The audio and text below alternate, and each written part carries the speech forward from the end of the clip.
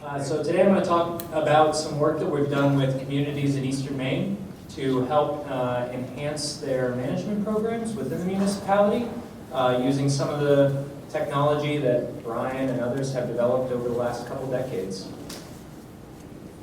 So the goal of this project is to improve the resiliency and adaptability of the shellfish harvesters and to help them think strategically and embrace innovation in order to sustain and grow their industry. So what can we help them do to help themselves and help the future clam harvesters in Eastern Maine and all of Maine? We've gotten funding thanks to the Broadreach Fund of the Maine Community Foundation to do all this work in Washington and Hancock counties, primarily Washington County, but we do have Goldsboro over in Hancock County. And you can see that we've had quite a few study sites over 2017 and 2018, and these represent a variety of different trials and studies looking at growth and survivorship of hatchery clams and recruitment of wild clam spat. In total, we've worked on 34 different flats, and it sounds like a big number, but it's really a drop in the bucket if you look at the acreage of intertidal land in these communities. Really drains out a lot. One of the things that we've used as sentinels of clam growth, survivorship, and recruitment are these 6-inch plant pots. Brian's been doing this for decades. They're really convenient experimental units, very easy to use to transport to and from the field, and give you a lot of information for not a lot of money. Basically, we asked the towns to select 2 different flats, and we're going to test them out. So in the spring, April, May, we'll walk out with 15 of these pots, fill them up with ambient sediment, put 15 live hatchery clams in, cover them up with a net, walk away. In November, we'll come back, grab them, get rid of all the mud, and it tells us a story. We can tell the clams that are hatchery reared because they leave a distinct hatchery mark, and that helps us to look at survivorship as well as growth. And then there'll also be natural recruitment within these ponds. Once we get all of our data collected, and this is from Millbridge in 2017, we're able to graph this out and look and see what happened. So just really quickly, the Bar Island site, if you look at survivorship, had very high survivorship at 83% compared to the other site at Flat Bay. So I would pick that site. The Bar Island site also had phenomenal growth compared to the Flat Bay site. So those two right there combined really make us think that that is a site that we want to choose for our 2018 work, and we did. You can see recruitment was higher at Flat Bay, but not so high that we were really too interested in that.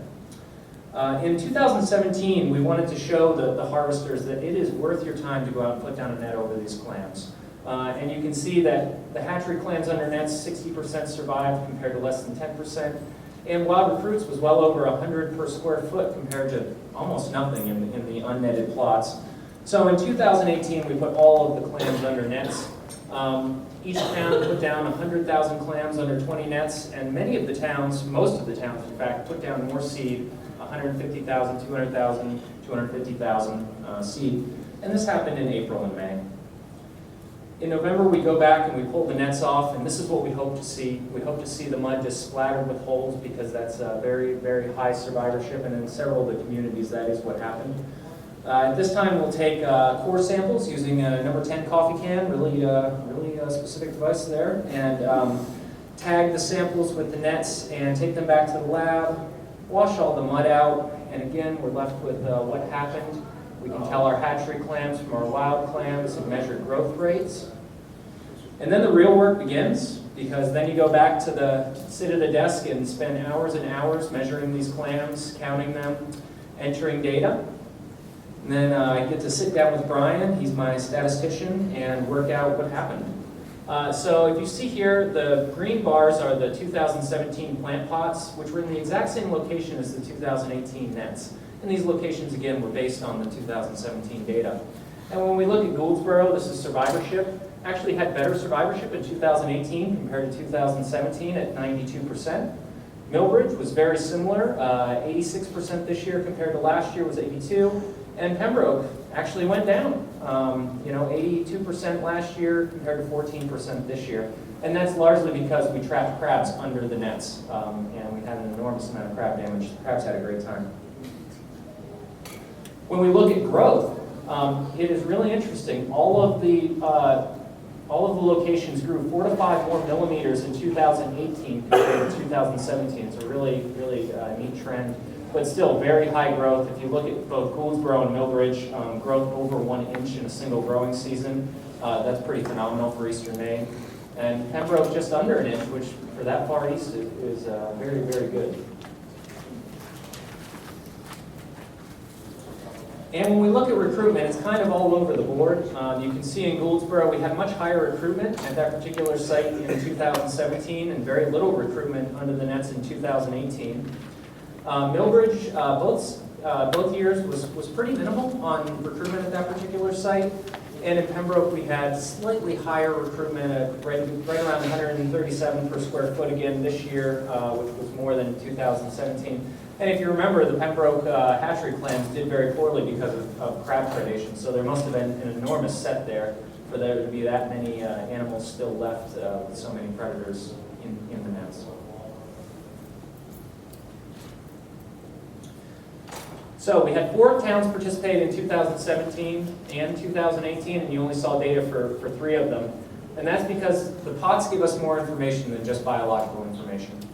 When I retrieved these pots from Chiasport in 2017, it was about 10 days after a severe windstorm. I don't know if everyone remembers it in October of 2017, but it was pretty terrible. And all of the pots were eroded around, and I assumed that was largely because of the windstorm. They were all still there. The clams were great. And we said, well, let's put nets here. Let's move them a little closer to an island. And unfortunately, what happened was we lost an enormous amount of nets. So the pots both help you with biological sourcing of sites as well as what the physical characteristics are going to be of that site. So if you do something like this and you see them eroded around, I would not put nets there. In 2019, we're going to set out a study in the towns, hopefully they want to participate, to look at brushing.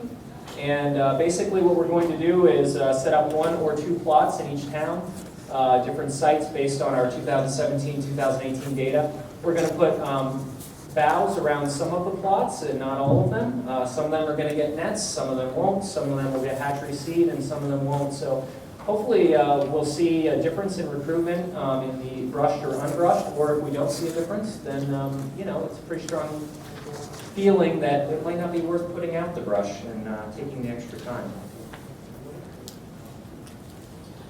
So takeaways after 2 years into this. Predator deterrent is essential. If you're not putting nets over your seed, or you're looking to enhance your recruitment but not using nets, you really want to think about that. But the nets are not a silver bullet. Just because you put a net over seed or you put a net down does not mean that you're going to get an enormous amount of recruitment or survivorship. The small-scale studies do help to assess the growing areas, but there is seasonal variability in growth and survival and recruitment.